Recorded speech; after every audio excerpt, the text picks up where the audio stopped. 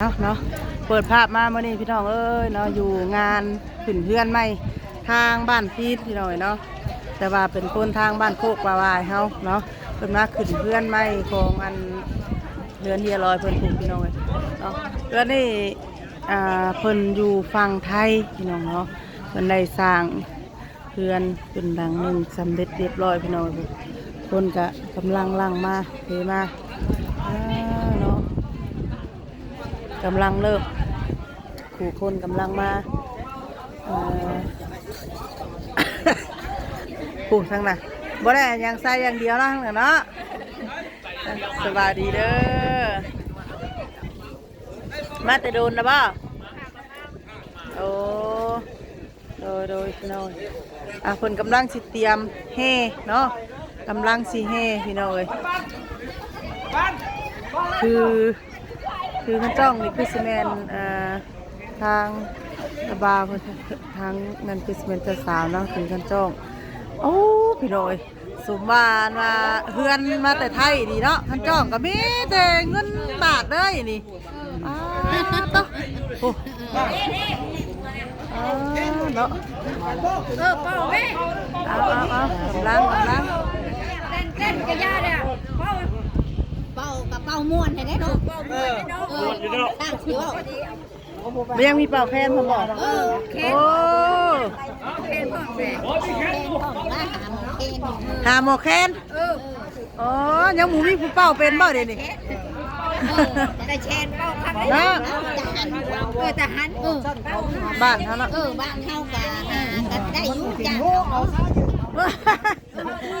เต้นไปนะโอ้ยเห็นแล้วหมอกแค่ได้แล้วป้าเต้า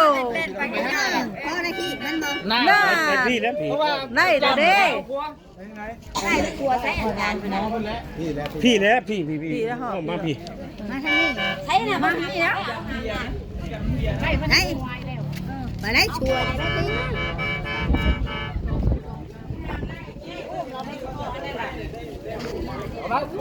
เงินจอมคำเด้น่ะเนาะสมบัติจอมเงินจอมคำดีได้ผมหน่อยเนาะเอาบ้างขอถ่ายรูปในจังหวัดเอาเด้อ1 2โอเคพี่น้องเนาะเจ้าของเพื่อนเพิ่นโมเมนต์เจ้าโมเมนต์เจ้าของแบรนด์บ่นี่เพิ่นเอิ้นนะเนาะไปได้ไปลมเวลาแล้วเพิ่นว่าเอาเด้อขึ้นเพื่อนใหม่พี่น้อยเนาะสมว่าคนบ้านเฮาได้เนาะมีแต่บ้านเฮาผู้บ้านเราอยู่พุ่นเลยแต่ว่าเพิ่นมาเฮ็ดอยู่พี่เนาะเอาโดยสบายดีเปิดสิพ่อกันติมาอยู่เป็นผู้สาวด้วยอันนี้สาวมีผัวเลยอย่าใกล้แต่ผู้สาวเนาะเอาขอเข้าไปทางหน้าก่อนเด้อบาทหนึ่งพี่น้องเนาะบ่าวทางภาพทางหน้าก่อนเนาะปียำปีขี่มาบักขาวแลนมาหลอกจอกพอดผู้สิโตผู้ติดพญาธรภูมิสหายะตียำปีขี่มาบักขาวแลนมาหลอกจอกพอดผู้สิโตผู้ติดพญาธรภูมิสหายะติดเขาไอเกมาติดปากไอเกหน้าเกพานคือเป็นขึ้นเพื่อนนะขึ้นไรล่างเขา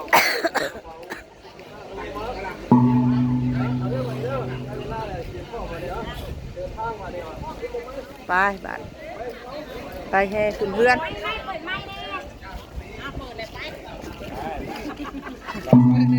บ้านนะบ้าน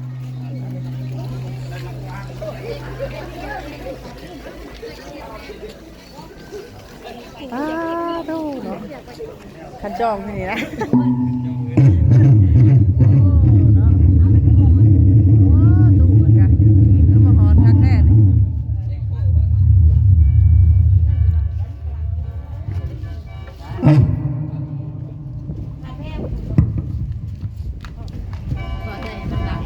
ไม่บริการใหม่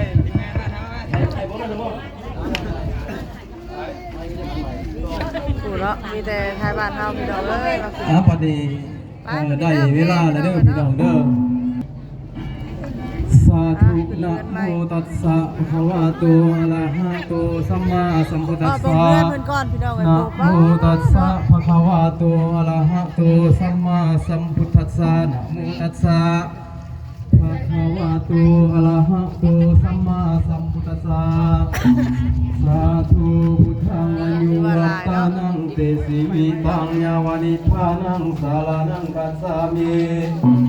โยติยัมปิพุทธังอนุวัตตานังเตสิวิตังยาวานิพพานังสารนังกัสสามิติยัมปิพุทธังธัมมังไปเลยโอ้เพราะว่าไปเชื่อหน่อยได้โอ้มันทางมันเพิ่มข่อยมันอ้วนๆบ่ไปหรอกยันบ่ลมทางเพิ่นลมเนาะ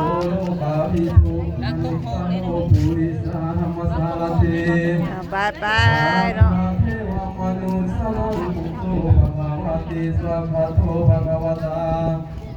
ธรรมโมสันติติโกอาภาลิโกเอหิปัสสิโกปนายิโก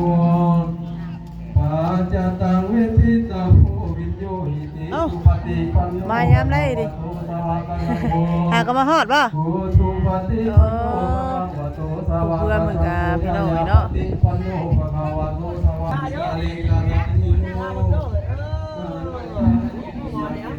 ไปเนาะเฮไปน้ำกันพี่น้องเลยเนาะเกสัพพพุทธานังอังคาปัตโตปะโมทาติสุนังคันตังสุมังคลังสุกัปปะสังสุสิตังสุขาโนสุมาโหโตจะสุทังปุมมาจารีสุปะทักขินังกายกัมมังจะกัมมังปะทักขินังปะทักขินังมโนกัมมังปานิพิเตปะทักขินาปะทักขินานิกัตตวานาพันตเทปะทักขิเนเตอัฏฐาลัพพะสุขิตาวิรุณหาภูตาสสนิอนุภาสัตติตาหุตุสหสัพเพหิญาติภิสักกตวาสังฆารัตนังโอสัทธังอุตตมังวาลังอาหุเนยังภาหุเนยังสังฆาเทเสนาโสเทนานาสันตุปัฏฐาวาสัพเพโลกาอุปาสเมนตุเตไสยันโตโพธิยามุลเลสวะขญานังนันทิวัฒนุเอวังตวังวิสยโยโหหิไสยสุไสยมังคะเลอปลาสิตาปาลังเกสิเสปทาวิบุคาเลอภิสิเกสัพพพุทธานังคาปะโตมาฮอดจุดนี้นี่มาฮอดจุดนี้นี่ถือว่าซ่าเนาะเพราะว่ามันทางมันหอมมาฮอดจุดนี้มันสิซ่าคือว่าจุดนี้น่ะเนาะเพราะว่ามันเป็นหอมมันสุดเด้เนาะถ้าวิทย์นี่คือสิว่าอยู่ใส่เสื้อแดดพี่น้องเนาะงานขึ้นเทือนใหม่ทางสปป.ลาวพี่น้องเนาะ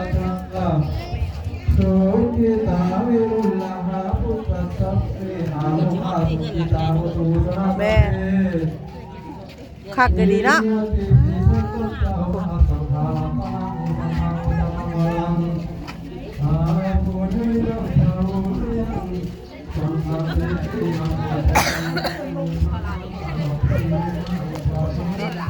ทางนั้นจนฮอดหุ่นเลยเนาะทางนี้ยังบ่นั่นอยู่ทางไหนบาดทางนั้นนี่บ่อนแม่ครัวเฮ็ดอยู่เฮ็ดกินเนาะโอ้ยคือว่าเลิศเพิ่นนี่ยังกว้างอยู่พี่น้องเอ้ยเนาะยังว่าอยู่มาฮอดนี่แสดงว่ากว้างนี่ไปไว้ทางนี้ เนาะ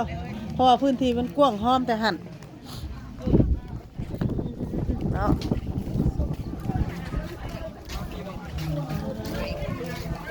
กว้างคักอยู่เลยเนาะเดินนี่เนาะ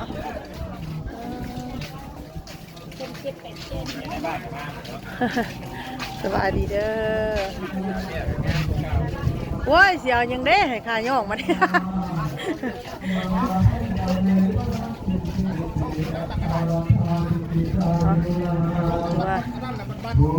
ก็ได้2 รอบพี่น้องเลยเนาะ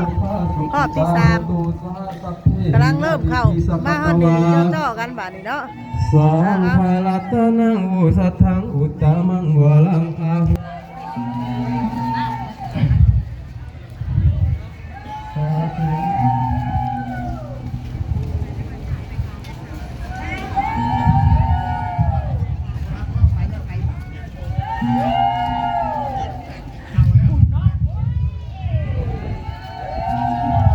ยังได้ผัด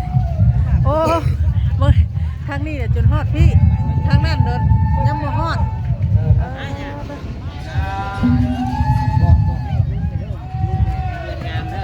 แล้วเนาะรอบที่3รอบสุดท้าย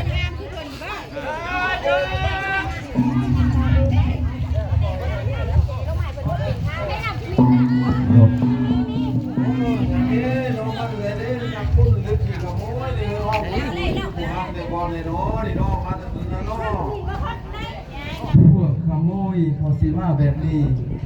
นี่เสียงตีเสียงแค้นเสียงซ้อนี่ล่ะเนาะข่อยสีมาขออยู่เพื่อนน้ำเจ้าข่อยได้ยินว่าเจ้าได้เพื่อนหลังนั้นข่อยขอถามเจ้าแน่สักหน่อยว่าหลานชายข่อยเล่านั่นอยากมีเพื่อนข่อยจึงได้มาเตือนมาบอกว่าเรา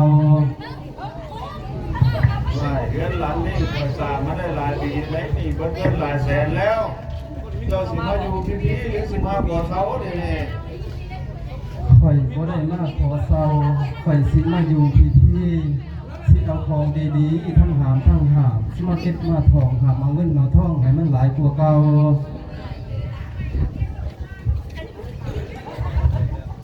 มันเป็นแต่นี้นอกจากเมาวันเวียนนองครับกระดองคนกระดับของกำจนมือผ้ามาเทตั้งแต่ใส่เนาะเดี๋ยวนี้เนาะ โดยขะหน่อยนี่แหละอาญาเอ้ยพวกกูขะหน่อยกระใจประสงค์สร้าง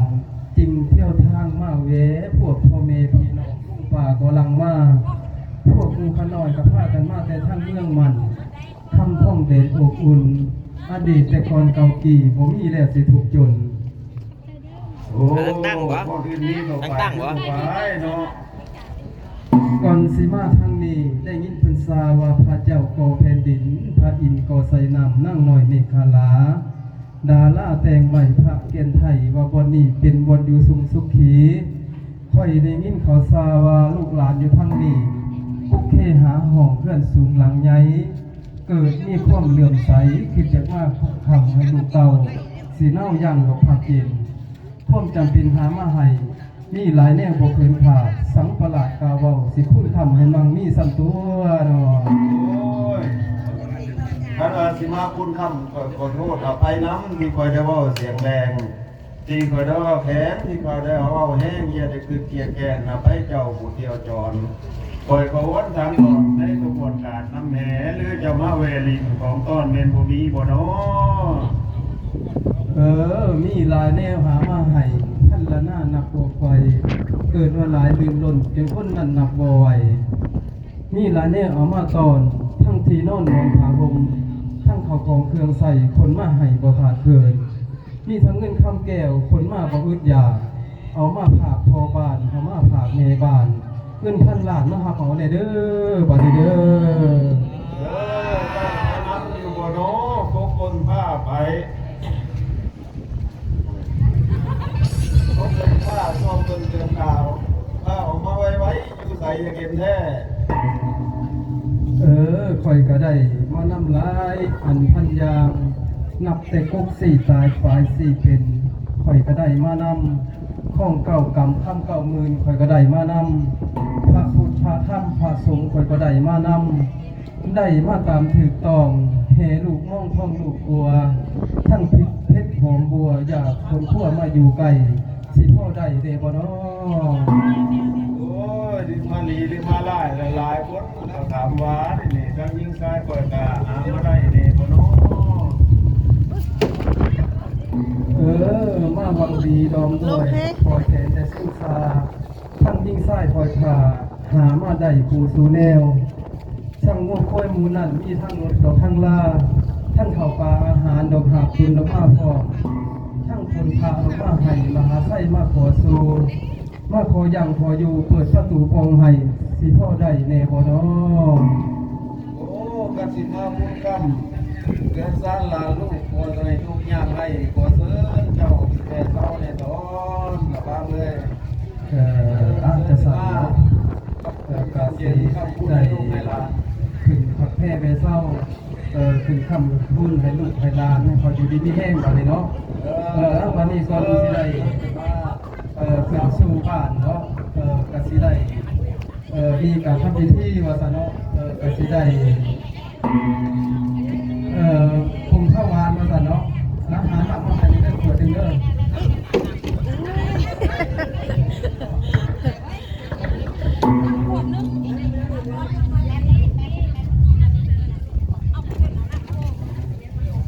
ขายเลย โบเอาล่างเหมือนล่างเบาเนาะมันเบาดิ สาธุสาธุเด้อผู้ไปทอดละนี่แก้วผู้ภูมิเย้าหลักขนองผู้สมบูรณ์ในพื้นมนุษย์สา ไม่สิได้ครึ่ง ในมือนี้โตภูขาขอบอกกล่าวอังเสริญบ่รวมเกินพ่อเม็ดสิเฮ็ดตามข้องเขาลูกจับเอาคันหาธรรมคุณแม่เจ้าผู้หนุนทรง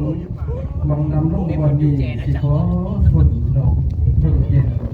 พวกจำเป็นบ่แม่นมายับมาหยาดบ่แม่นมาพวกมากายยกมือไหวบอกกล่าวขออังเสริญแม่ธรณีแก่เงาขอเชิญเจ้าหลักนะโมตัสสะภะคะวะโตอะระหะโตสัมมาสัมพุทธัสสะนะโมตัสสะภะคะวะโตอะระหะโตสัมมาสัมพุทธัสสะ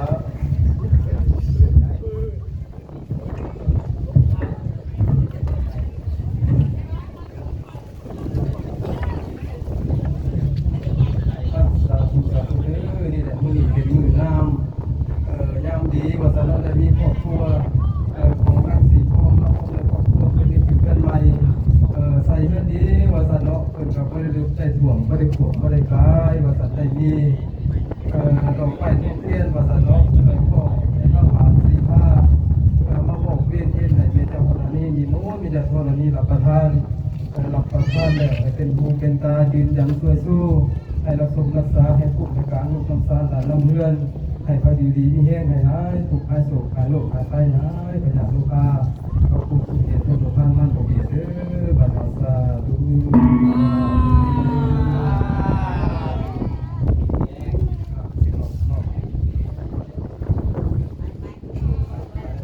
ขึ้นไปแบบนี้ อาพอดีเนาะก่อนสิได้กล่าวถึงสู่บันไดว่าซั่นเนาะก็สิได้ขอสุมาเนาะขอมาโทษแม่ผู้ใดว่าซั่นเนาะสาธุสาธุเด้อขอโทษเด้อเจ้าผู้บันไดแก้วบันไดทองเจ้าของบ้านขอเที่ยวทองหลายเที่ยวแท้ในวันเดียวเที่ยวหลายเทื่ออย่าได้คิดเครียดแค้นทั้งชีวิตแม่นบ่มีขอให้อินดูไถ่เมขั้นใดเอาไพ่โทษอย่าได้โกรธเทียนหายเที่ยวขึ้นดอกทองลงท่านมีโจรมาเขาท่านมีเงินมาเขาในเฮือนเจ้าอย่าไรท่านเป็นโจรหาหอยขึ้นมาบ้านให้ตัวเจ้านั้นไหลลง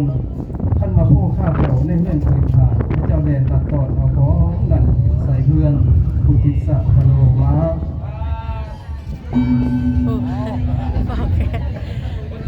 เฝ้าก็เส้นว่าได้หน่อย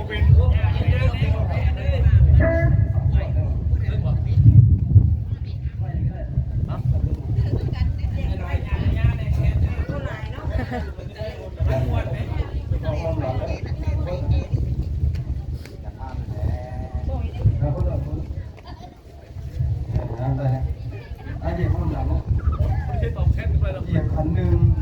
เพื่อนมือในมาห้องเหยียบคันสองเพื่อนเสนเลนมาเข่าเหยียบคันสามสร้างมาเต่าเลนมาเฮือนเหยียบคันสี่ท่าสีท่าสาเลนมาสวยเหยียบคันห้าทาพาเจ็บป่วยไข่เพื่อนหลังหนีเลนบ่มีเหยียบคันที่หกให้ได้เป็นเศรษฐีมีเงินโกเหยียบคันเจ็ดให้พ้นโทษพ้นพนังเหยียบคันแปดให้เงินไหลลังเข่าเหยียบคันเก้าเงินไหลลังเข่ามือละ100 ล้านพันล้านสาวบาทได้พ้นผ้าไปเด้อวันสาธุคนยังน้อยเนาะคนยังน้อยคนเยอะนี่เนาะโอ้หลายคนว่าใหญ่แล้ว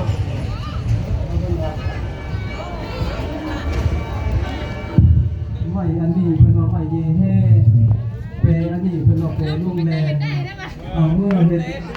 เพื่อให้เจ้าพญาได้เที่ยวทางท่านเอามาเห็นเราเขาเป่าขาดสายเมนบ่โอ้ตาครับเนาะหลักภาพใหญ่มากโตครับนี้บ่ดีว่ะ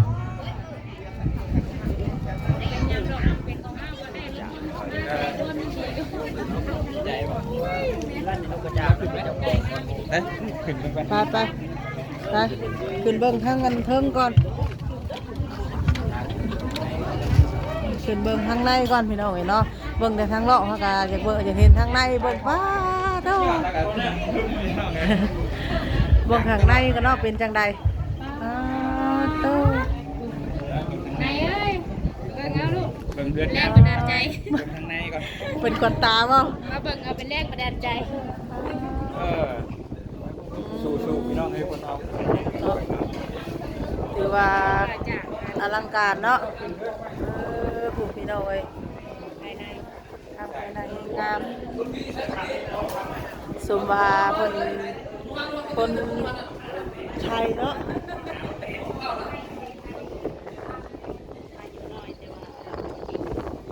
เพิ่นหาเงินอยู่ไทยสมว่าคนอยู่ไทยเนาะ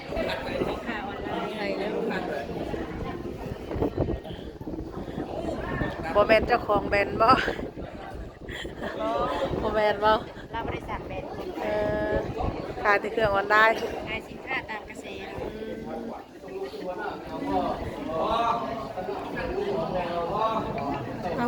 พากันยืน ยังบ่ได้ที่ ยังหาที่อยู่เลยปรับเข้ามาข้างในพี่น้อยเนาะ มาเลยงานนี้ก็ออกกันแบบนี้ ทางออกว่าไปส่งซองคนก่อนมาในพี่น้องเนาะหอบเรียบร้อย เจ้าอันแล้ว ติงได้อย่างนั้นรถไฟเมย์